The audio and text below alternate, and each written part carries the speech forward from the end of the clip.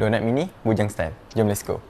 Dessert simple, budak pun boleh buat. Jom kita buat donat mini coklat. Mula kita sediakan dulu roti putih yang dah dibuang keraknya, campur sikit dengan susu cair. Lepas tu kita lumat-lumatkan dia. Ambil sedikit cubitan tu, kita bulat-bulatkan dia. Buat banyak sikit, barulah best dinikmati oleh seisi keluarga. Kalau duduk sorang-sorang, nikmatilah sorang-sorang, kesiannya.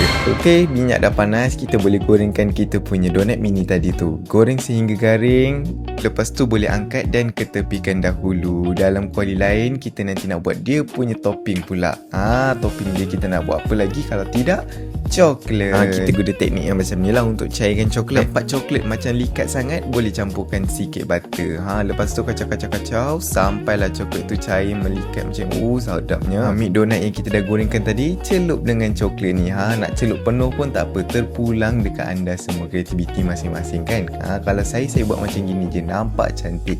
Nak lagi cantik, saya taburkan lagi icing sugar, barulah meriah and nampak fancy gitu. Okey, maka siaplah donat mini coklat kita. Selamat mencuba. Jom join live masak-masak kita di TikTok page Rasa setiap Selasa dan juga Khamis. Ingat makan, ingat rasa.